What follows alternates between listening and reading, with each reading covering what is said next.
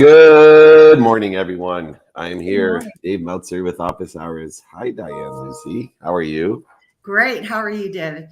And my mentor and friend and family member, Blaine Bartlett, blainebartlett.com. He's recovering from the unbelievable, unstoppable gala last night where I think we raised over $1 million, if I'm not mistaken. We're pretty close to that number right now. Yeah, we're pretty So close. well, let's get over the top. If anyone's out there, please go to unstoppable.org or where do we go, Blaine? We should have put that would have, unstoppablefoundation.org. There we go. Or I think believe it or not, I think we own uf.org as well. If I heard we correctly do. last night. Yeah. We made it easier on people. Yep. That's a pretty good domain. So anyway, we want to thank Sarah McLaughlin. We want to thank the Phelan and of course Cynthia and Blaine. What an extraordinary honor it was last night to be a part of the gala. And you as well, David. It was wonderful to be able to honor you. And I love the video. Yeah, it wasn't quite Michelangelo, but it was very touching for me and my mom as well. I had her watch, and good. That meant more than ever. But we're going to take a step back in the future to talk about with Diane Luccy. She's the business and careers manager at Richland Public Library, and library is an interesting term today. Diane, I have worked in the internet since Web 1.0 in 1992, where Justice Scalia told me that nobody will ever do research on the internet, that you needed books, which my mom concurred with, by the way. Not that she was a Supreme Court justice, but the world of libraries have changed, and there's new models and best practices, and you're at the forefront of that. And I thought it would be extremely valuable to have you on to discuss, what has been launched here in February and how libraries can be utilized. Obviously, I believe in studying the past, which is what libraries are, studying the past to understand human nature. Give us a little bit of an update on where we are with libraries and what we can expect as value is provided to our public. I'd be happy to do that. Good morning, everyone. I am the business and careers manager at Richland Library. We have a very unique model, I believe, in our library system. We look at the community, we look at the needs of the community, and offer services that the community tells us that they need. One example of this would be that we have an active social work department. We also have a very active business and careers department due to the fact that, of course, especially during the pandemic, many people lost their jobs. And also small business owners either had to shutter their doors or they lost a lot of business and had to figure out how to pivot and invent new ways to reimagine their businesses in order to survive. Yes, books are so very important, but there is so much more available now. At Richland Library, we also have studios for creative entrepreneurs, where if you're learning about woodworking or fiber arts or industrial arts, you have places to learn those skills. And there is no charge. That's one thing I do want to say. The advantage of public libraries, we can offer all of these services free of charge. That to me is just fascinating. My memory of libraries run the gamut from my public school library to university, somber libraries, the Library of Congress. I mean, and a lot of these things they're repositories. That's how I think a lot of people think of libraries as repositories of books, repositories of as David mentioned, history. Not so much something to be used to generate momentum forward. If I'm going to do research, I'm going to go to a library. If I'm going to kind of steep myself in the past, I'll go to a library. That is not the case today. I mean, the idea of libraries building businesses, that whole program that you're involved with is just fascinating. And you've taken the lead in this in so many ways. I mean, nationally, the Richland Library is in the leadership position in this nationally as a library organization. What kind of traction have you seen with the constituencies that you're serving, particularly entrepreneurs taking advantage of what you're offering? How are they actually stepping into that? Well, I think several ways that I'd like to point out. One is that we offer an entrepreneur in residence service, and that is thanks to the Libraries Build Business grant that we received in 2020. When we first started this service in a public library, the only other public library that was offering an entrepreneur in residence service was Toronto.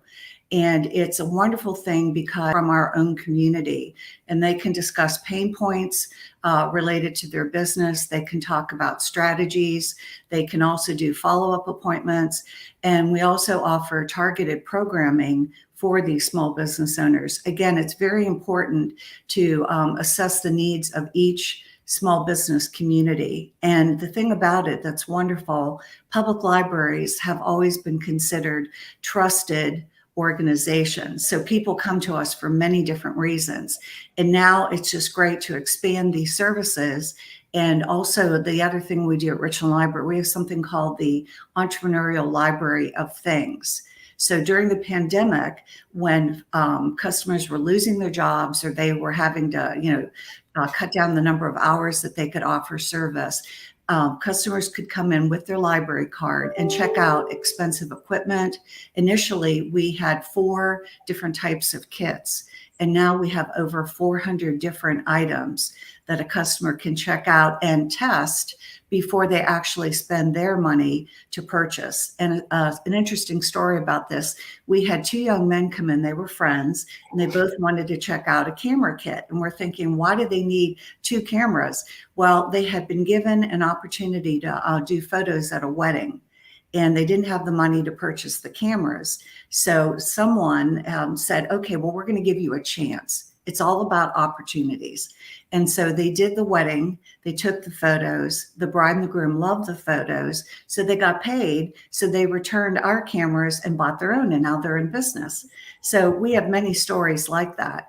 The other thing we like to do when we're selecting our entrepreneurs and residents is to select and be very intentional about the business experts that are offering these services to our customers. Every one of them has a very intriguing why they started their business. Was it to solve a problem? Was it to overcome a challenge? And one of our entrepreneurs in residence actually was let go of her job. And this is an at-will state here in South Carolina. So she decided that she, as a single mom, needed to start her own business. And her name is Lucenta Lewis Ellis. She became the first African-American female construction company owner in Columbia. And her business is thriving. She started out with a need. School districts, they always need repair work. And that went really well. And then she decided to go into residential construction. And that went really well. And then finally, she said, I'm going to do some real estate work as well. So again, building upon that initial success. And programs such as one that we're currently offering, Fast Track for female entrepreneurs. We had almost 50 people who registered, and that is a program, again, small business experts from the community offer their services free of charge. It's called Paying It Forward. And the target for our Libraries Build Business grant was female entrepreneurs and ages like early 20s through their 70s. These are the customers that we chose to help. It's a niche. It's a need in our particular community. And it's a huge need. I think about Goodwill Hunting, the movie with Matt Damon, and one of my favorite parts of that movie was when there's the arrogant Harvard. I have a chip on my shoulder, Diane, because all my siblings went to the Ivy Leagues, and I wanted to go to Stanford, and they wouldn't let me in both times for undergrad and law school. But moreover, I love the scene when the arrogant Harvard student is pontificating, utilizing agrarian society and blah, blah, blah. And, Matt Damon just looks at him and says, gosh, someday you'll realize all of that, instead of spending $250,000, which may be $500,000 today, you could have got with $5 in overdue charges at the library. And why that's significant is that I see so many entrepreneurs myself with all the TV shows I do, podcasts, these shows. Blaine and I mentor, as chancellor, I'm chief chancellor of Junior Achievement University, which, by the way, is over 50% women now. When I started at 10 Yes. when I started at 10 years old, I had no girls in my Junior Achievement program, and today over 50 women. Which makes filming a show here with Maria Osmond today in Utah. And as I run the boardroom on the TV show. And yesterday I only had one white middle-aged male, and everybody else was women in my boardroom. So things are changing. More importantly, to the construct that how do we not only raise the awareness, just take the video recording studio capacity, which I think is a tremendous capability that's necessary for entrepreneurs today. Obviously, from where I come from and how I work, it's extraordinary, the opportunity. So many people call me, Dave, where can I go? But I just think that people, aren't aware, just like in Goodwill Hunting, of how much value public library provide today. Mentorship, studio, it's the library of things. And yet, how do we launch more programs across the country? One. Two, how do we elevate the awareness so that more people use it, so we get more funding for what you're doing? Because out of all the different things, this to me is as significant to our infrastructure, our future, as anything else, because we already have the locations built across America. We're letting them go to waste. How do we raise the awareness? Well, I think first of all, we have to reimagine those spaces. And one wonderful thing that the Libraries Build Business grant afforded us was the opportunity to provide funding for these different programs that we want to offer. I know, for example, there's a cohort of 13 public libraries across the United States, all different sizes of libraries. Some are very large, like LA and Broward. Some are very small, like Topshin, Maine. But everyone had a focus, and they targeted different groups of individuals. In LA, it was immigrants who run food trucks. In Gwinnett County in Georgia, it was justice-involved customers. For us, it's female entrepreneurs. Yakima Nation is one of our cohort libraries, and they have a barter system where they have entrepreneurs who offer different services and products. No money changes hands. So, for example, David, if you were a sculptor and I was, let's say, a weaver, we might arrange something where I'm going to acquire a piece of your sculpture, and in return, I'm going to give you something that I have made that's a unique one-on-one item. So there's many, many creative ways to do this. And I think the other thing is by word of mouth, programs such as your own. Let's spread the word. Come to your public library, see what it has to offer. One thing we are doing through the American Library Association and Libraries Build Business is we're providing a small business coaching service, but not for customers, for other public libraries. So currently I'm working with 7 different libraries across the US, and they're all different sizes. And what I do is I first of all just meet with the librarian who requested the service, and we just talk about where they are right now and where they want to go based on the community needs. And there's some very creative things going on. People are doing pop-up shops in public libraries, such as ourselves. We have an industrial lab. So very large pieces of equipment that you could never afford to purchase, you can try them out at your library. So there's just so many opportunities. And I think we're all library ambassadors on this call. Go to your public library. There are more public libraries than there are Starbucks in the United States. So take advantage of take advantage of the resources that your library has to offer. Ben Franklin wasn't. Ben Franklin is amazed right now.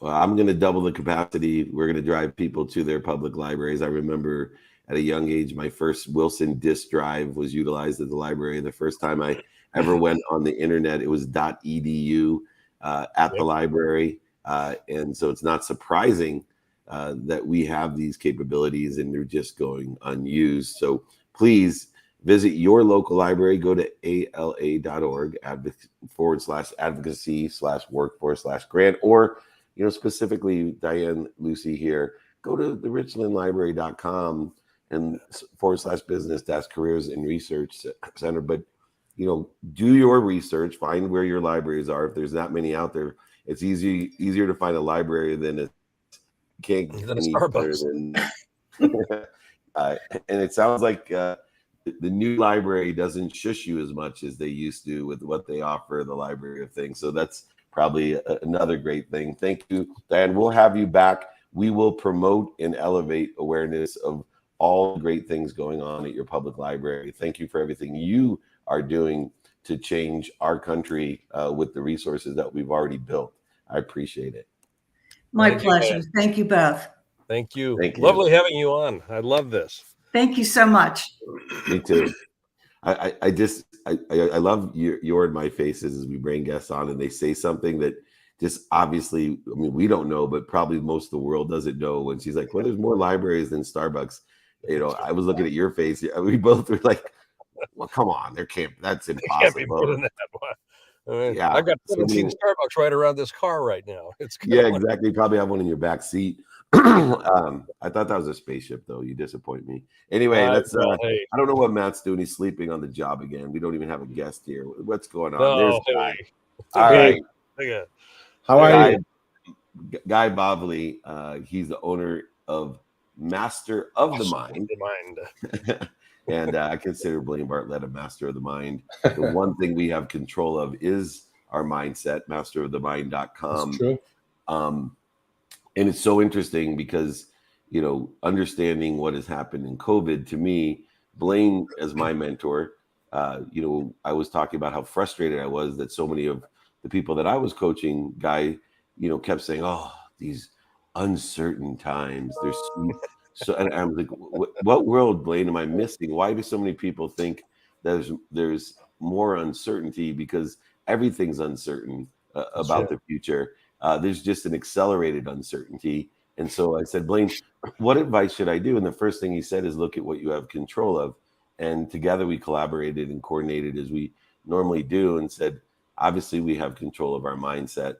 And then Blaine said, don't forget the heart set. And of course, our hand set, and which evolved over COVID for me into 5 levels of intention, that we have control of what we do, say, think, believe, and feel. And that's about as basic as I can tell it. And you are master of the mind. None of the feeling, the highest level of intention, will exist unless we have control of our mindset. Of course. How have you turned the COVID situation by utilizing this idea of the master of the mind? First of all, great to be here, David, Blaine. How are you? Doing well. Great to have you here. Thank you. So, first of all, as a mentalist, we play with the mind. We play with the things that people perceive as the sixth sense, but I see it more as a superhuman rather than supernatural. We can always be better than what we are. We can't be who we are not. Now, the mind is the computer, the body is the machine. So if we know how to program this, we know how to control that. When I entered the pandemic, like everybody else, you go into a kind of a coma, you go into a shock. I was running, I do presentation, I do shows, I do entertainment, and I do motivational entertainment. So it's kind of your realm of things. So we go from one conference to another. I do also theaters and casinos and VIP events and stuff like that. I remember I was working in Vegas, then I flew to Aruba to do another show, then I came back, life is normal, and the day after that, everything shut down. I mean, it wasn't normal, but we didn't think it's going to shut. Then you come to understand, to the feeling, okay, it's only going to be a few weeks. But after a month, you understand that this is not the case. So I turned everything very quickly into virtual shows. I took my office here and turned it into a studio, where since the pandemic started, I did hundreds of virtual presentations. Obviously, today we are post-pandemic. Hopefully, we say so. A lot of live events are as well. But in my profession, where you deal with the mind, magic, and things that are more visual, people didn't have material. People didn't have content. It's not just like talking. Sometimes you need to do. How do you give somebody to pick a card, or how do you ask somebody to write something on a piece of paper? How do you read somebody's mind that you've never seen them before? So the content was the number one thing in stake, and myself and two other friends came up together and created things for ourselves. And other people saw it and say, wait a second, how do you do? What do you do? And then we open another company and we start selling our ideas to them so they can make a living. And this was like a little side business. But this also gave me a little bit of a mental work to come up and create stuff. Obviously, for me, some of it we gave to others, some of it we kept only for ourselves. But I turned around very quickly. By the end of April, I did, I think, my first virtual show. Obviously, it evolved between then and today with technology and everything around. But pandemic was very challenging, but yet very creative. You know, you learn to reinvent yourself, and I'm sure you did too, and do things that nobody else or very few people did before. So for me, pandemic was a very stressful but successful time that I still take until this moment. You know, virtual is still existing. There's still virtual events and virtual conferences, and people hire me in order to do something different. You know, it's not the regular thing. What I do is super interactive. You know, you need to know how to always look at the limit as not the limit, but only the beginning of something new. And if you see it this way, then you change your perception about things. Yeah, I love that last phrase that you just used. It's the limit is just the beginning of something new. It's not the end of something old. It really is the beginning of something new. Absolutely. Yeah. When you think it's the end of the road, it's not. You know, you can always take a parachute and jump down. Just make sure you do have a parachute. or enjoy the ride. Enjoy the ride and make sure you have something soft at the end. But you know, it's okay to make a leap of faith and jump. If you know, like every goal in our life, if you tell somebody, you know, I do hypnotherapy as well, but I use it in my presentations to do things to show people they can achieve goals. But everything you need to take with little steps. If you tell somebody, okay, you need to lose now 120 pounds, great, but it's so unrealistic, they will never really believe they can do it. But let's assume you need to lose 100 pounds or 120 pounds or 50 or whatever it is. But you say, you know what? I want to lose 10 pounds. And I give myself as long as it takes. So when you reach the 10 pounds, then you can set another goal. Maybe this one will be 11 pounds. Maybe it will be another 10. So, you know, when you do things in increments and you jump into the certainty of something that you can really believe in, this is where you can see the end of the tunnel in a better light. I love that. Yeah. Now, you got a book that you actually published back in 2016. Correct. And I've been watching, you know, just as you've been interacting here, and you know, you got an energy that is, for lack of a better word here, I'll use the word effervescent. There's this, there's this energetic, just kind of, it's an invitation to come closer, but there's also this energy of kind of life. You're welcome. That's you're welcome. It's coming. Now, the title of the book is "Smile for Change." Yeah, how the world's favorite expression, and I love that. I love this title. How the world's favorite expression can affect your life. And the expression is a smile. Yeah. What kind of what drove you to actually write this book, first of all, and then secondly, how are you actually leveraging the message in that book? Well, and first of all, you know, I started to write few books. Many years ago, I did a lot of cruise ships, especially when the .com just went down. So when I did cruise ships, I wanted to, you know, what do? I work one day a night, and then I stay there for another week. So I started writing books, things that I had in my mind. One of the things that I really believe in, and, you know, people said, write about telekinesis, which is one of my passion, write about power of the mind reading, you know, how to read minds, how to control minds, a million books about that. One of the things that really changed your life, and I believe it, maybe because I was born in Israel, a country that was, you know, gone through so many things in the past and present, but everybody is very happy. You go in Tel Aviv, everybody is happy. Everybody is out and about. And it doesn't matter what happened yesterday, and it doesn't matter what will happen tomorrow. Everybody smiles. So I started to look into it and to see what is it in a smile that makes you change your perspective. And then I started writing this back. Smile for a change is how the world's most famous expression can affect your life. It's not only about smile, it's also about how you feel about yourself and how is it affecting people around you. And when you go out and you see a lot of people, who would you like to go first? To somebody who is happy and smiling, or somebody that is like grunchy and frowning?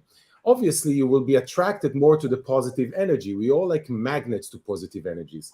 So with that being said, that really made a change for me in my life, with all the ups and downs that we have, including the pandemic. When you smile in less than 5 seconds, and that's clinical, when you smile less than 5 seconds, you will feel better no matter what kind of a day you had. The good endorphins shoot into your body, go back into your brain, and then the brain says, wait a second, this motions of muscles means that I need to be happy. And even if you're not happy right now, you will feel better. Even if you close your eyes, breathe, and 5 seconds, just smile, you will change your life like that. And sometimes you need to fake it till you make it, like everything else in life. So I started to look not only about smile and what it does to you, but also what is the history of smile. In the past, smile was all about power, about weakness. Sorry. So all the head of the countries and the presidents, and they were very serious, because God forbid you're smiling, you're losing power. But today is different. Today, with the selfie and everything evolved. I looked into what's happening in the world. What's the difference between smiling here and smiling in Japan, for example? What is the common ground for everything? And then how a smile can affect your life in a clinical way. What's happening here, so people can understand and not just go like robots, because I like to understand things. I don't just want, people told me to do that and I will do it no matter what. So it talks about how you can change your life using smile in negotiation, in business, in signing contracts, in opening doors, in relationships, in romance, how you can change kids' life. So there's a lot of things in the book that I truly believe in, and I believe that when you do something that you believe, then everybody will believe as well. That's good. And known as the kinetic man in the telekinesis that you understand, obviously smiling is one of those attributes. In my mission, in my understanding, one of the complementary or additional superpowers, or as you have studied superhumans, as you state, is gratitude. And so to finish off, before we bring on Mike Sancho, I'd love for you to describe the same type of mentalist aspect or understanding of just gratitude, and how thinking, saying, believing, and feeling gracious changes the same in your life as a smile, if it does it all as an expression. Well, when you say thank you to something, what do you say? You say thank you on something that did something good for you. And when it does something good for you, then you feel better. And when you feel better, you smile because you're happy. I'm not going to say thank you because, something awful just happened. I just lost shows, or God forbid we have, a medical issue. You don't say thank you. You say thank you to the good things. And you know what? Even in the bad things, there's always good. You can always have something bad happen to you, but, you need to try to look about what can happen worse. So when you have the feeling of gratitude, you are basically saying thank you for me being here, being happy, being to where I am, and look at so many others that are not. Let's try to pull them with me and be here in this moment as well. So I believe gratitude is something that makes you smile. When it makes you smile, the brain knows that you're happy. When you're happy, you feel better, you're healthier, you're more energetic, and you draw people to you. And gratitude is a part of it. I believe it's a big part of it. Yeah. And it makes other people feel better. I think gratitude in itself, in that context, is a confirmation of faith, that if you can find the light, the love, and the lessons, and even what you distinguish bad things like canceling events, or there's a lot to be grateful for in the pandemic. Not to discount the loss Absolutely that people suffered, but I have found with my faith in God that I'm being protected and promoted at all times, even though I may not understand the protection and the promotion of the 12 plagues or whatever else may exist in the universe. I think gratitude and the understanding and of the smile as a physicality of being able to, tell the brain, hey, look, I'm happy. Even though things aren't going as planned, even though there's extraordinary uncertainty, as you say in Tel Aviv, I think they have, as a collective consciousness, as I visited Tel Aviv, that exact understanding. And that was one of the things when we had 9/11 here, I looked to Tel Aviv because Americans don't understand what people in Tel Aviv or Jerusalem go through every day. And that understanding of I'm being protected and promoted at all times. So I'm going to smile, tell my brain I'm happy, which will attract other people and encourage them and inspire them, empower them to be happy, which you are doing in such a wonderful way with your books, your speeches, all the different things that are going on, your performances, I should say, as well. Masterofthemind.com, the importance of a smile. Guy Bavli, thank you so much for joining us. Thank you. Come back and smile with us soon. Please, next time we're going to do a lot of interactive things. I would love that. Time just runs so quickly, but it does. Great to be here. Great energetic to start the day. And I want to say thank you to you guys and to everybody here involved. Love you all. Yes, let's go live and do some live interactive things with anytime. The audience. That'd be awesome. Thank you so much. Thank you. Guy Bavli, masterofthemind.com. It's so wonderful when you learn another nuance of happiness and the importance of smile. All right, we will slow to the draw, my man. There he is, Mike Sancho. What's going on, Mike? Hey, I'm good. How are you, gentlemen? Doing well today. Good to see you. Yes, good morning. Blaine is parked outside my house, and I'm in Utah, so he's the night watch. He'll be going to sleep after this. Thank you, Blaine, for taking care of my family, sitting up here all evening, making sure nothing happens. But our friend Mike Sancho is the founder and CEO of Wealth Accelerators Global, wealthsummit.com, which will take place in Orlando, June 9th through 11th at the Hyatt. And unbelievable featured people there. You got quite a lineup here. Thank you. Kevin Harrington, Roland Fraser, all my friends, David John, Elena Cardone, and many, many more there. Roland is there, yeah, wonderful. But I want to start with something that differentiates what you do comparatively to all the other wealth type of summits that are out there. And it's the understanding of speed, the word accelerators. We were talking about certainty and uncertainty. Change has always existed. I just say the importance of mindset, heart set, and handset and control thereof is because of the accelerated change that is occurring. There's more change happening faster. And so big glacial things, institutions have a difficult time keeping up, which gives an advantage to the individual, or large organizations, because they can maneuver quicker to the acceleration of change. And through that, wealth is accelerating, as you can tell. And those people who understand it, like the top 100 individuals that hold more wealth than the bottom 4 billion people, I believe it's that understanding of speed more than anything else that allows the top to prosper. And the separation is occurring. And at a young age, you understand that, how important is this idea of acceleration of wealth more than just the tactics of how to utilize and build wealth?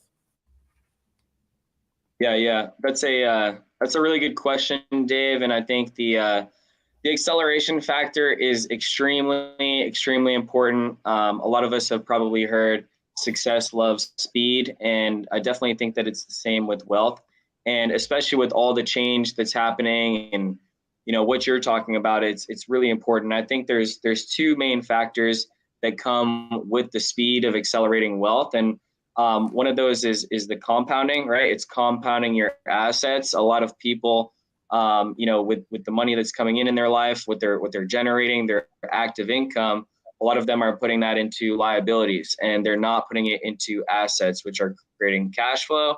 And the way that we basically, with our culture at Wealth Accelerators, in our community, in our ecosystem, we have an environment where people are looking to compound and acquire assets as fast as they can.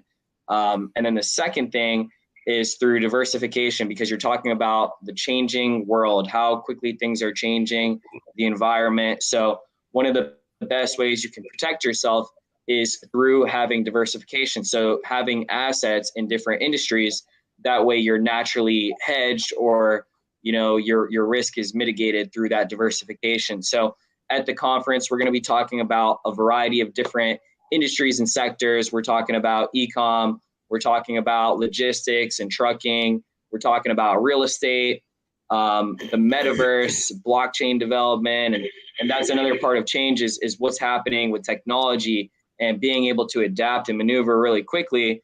And we're very crypto focused, and I know you are as well. And you got to stay up with the technology to build wealth and have that acceleration effect. So I would say it's those two main things, Dave, to keep everything fast. Fast. Yeah. Notice this a long time ago that the problem with change is not so much the acceleration and the speed of change, although that is the most visible piece. It's the disruption to the relationships that people have had with whatever is changing. Yeah, it's the disruption to the relationships that they've had with whatever is changing. That's good. And so with your Wealth Summit, I mean, yeah, and I know many of the folks that you've got headlining here. How are you actually addressing that shift in relationship, that relationship disruption as part of the conversation? Yeah. Yeah, I think that's very important to address, because that's often what makes a lot of people uncomfortable, is that change and the speed of change, and it's what they're so used to. And for me as an entrepreneur, I've gotten comfortable with being uncomfortable, and because that's change is one of the things that we're always going to get, right? Pretty much everything is always constantly changing, and you're going to be uncomfortable at times as things change, because people definitely hone in and lock into their comfort zone and what they're used to. So it's just having a willingness to get uncomfortable, and having a willingness to have an open mind. And that's all going to be addressed in my speech at the event. I'm going to be opening the event with my session titled The Wealth Formula. And that's where I'm going to be walking everyone through every single piece of wealth, starting with the mindset, which is the most important, all the way to the financial and everything else that is entailed in building wealth. And one of the things, Mike, that I find to be a great attribute today is fast learning. So although speed does not matter, it's a relationship to what hasn't changed and how that change has impacted that relationship, as Blaine has stated. There's also the understanding of how open-minded, open-hearted, and open-handed we are. And I am just amazed, as I went to dinner last night here in Utah, some young entrepreneurs that are extraordinary like you, that are doing, I think you're over $50 million in revenue after what I call some learning curve, some dummy tax you paid.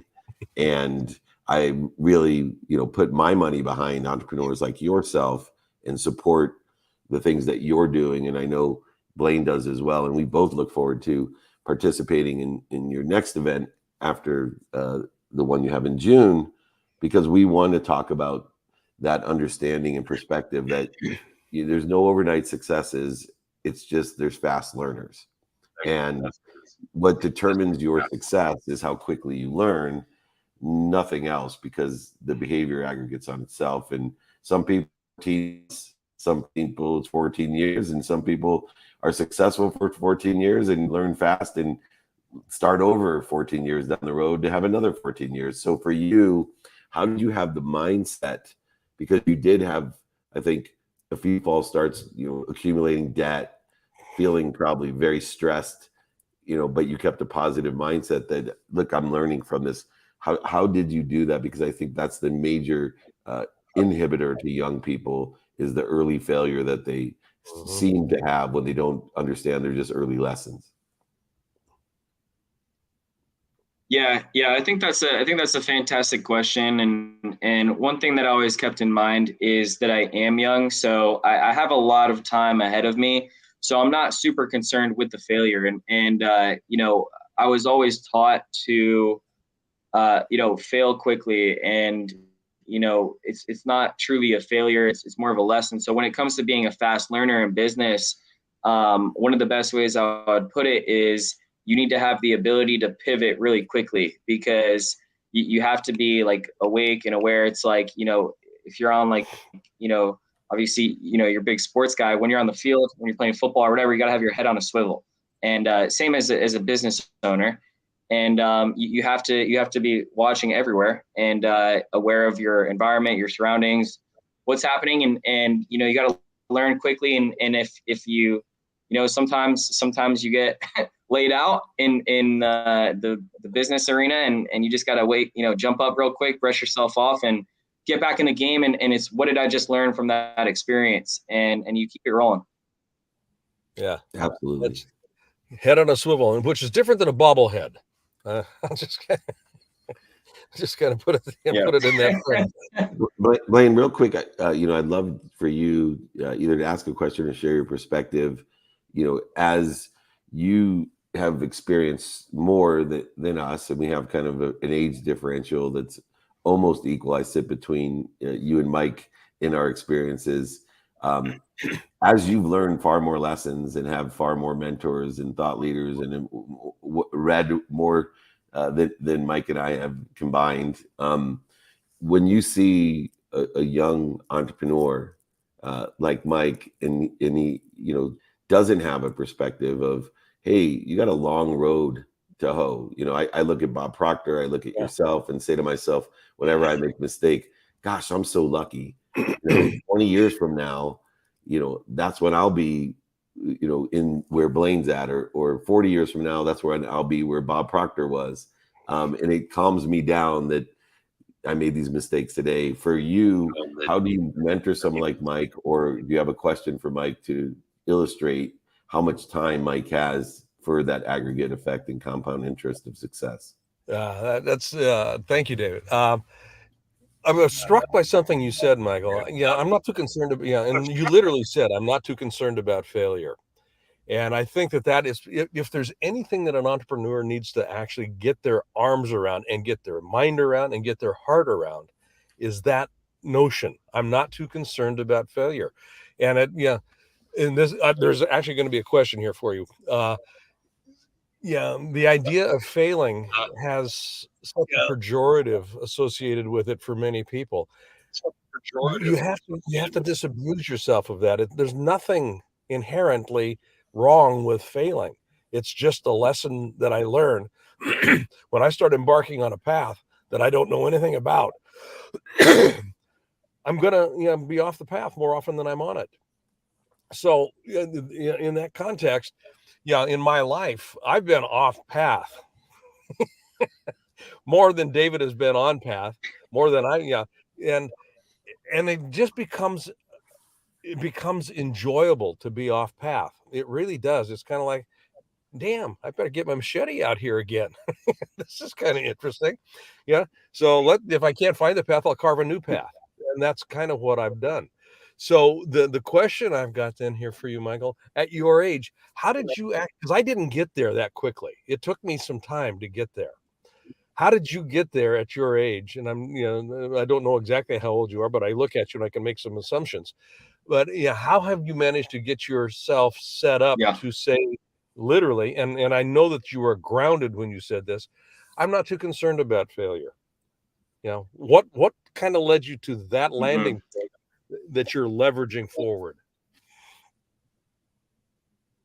Yeah, I mean, it was a lot of major failures early on. I'm 28 now, I'll be 29 next month, and if you back up my life 10 years ago, I made a lot of very large mistakes. I got kicked out of high school, and I got kicked out of college, getting in trouble, things like that.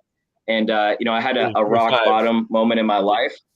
Yeah, I had a rock bottom moment in my life, and that's where I drew the line in the sand. And that's it kind of, it shifted my whole mindset, and and really changed my entire life. So I view it as my greatest advantage. It is something that I have over a lot of people, because they don't know what that desperation is like. And that rock bottom is so purifying, because, the only way you have is up when you're at rock bottom. So I said, well, my life can never get this bad again. It's only up from here. And, it inspired me to, not worry so much. And a lot of people in my life, I feel like everyone kind of left me at that moment, and I felt very alone. So, it just made me not afraid. It's like, this is as worst as going to get. So if this happens again, like, yeah, this sucks, but at the same time, I see the path back up, and I know that I can create the life that I want to live. So, from there, I'm not too concerned. And through those lessons or those failures, it's really where you're learning the most. Yeah. Yeah, that's awesome. In fact, there's a book that I've always had brewing since when I lost over $100 million and went bankrupt. I always said, when I lost everything, my only friends were myself and the crickets, because that's all I heard. Where were the hundreds of people that came over to my house every weekend when I needed them? There's just myself and the crickets. They didn't come anymore.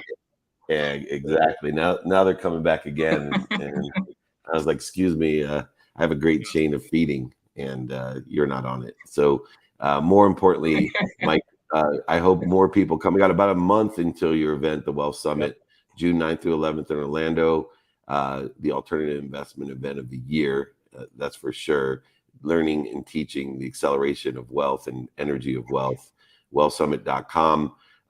Incredible people, my friends. I'm a little bit envious with all the greats that you have there, but look forward to your next event and helping out if possible, because it's my kind of event.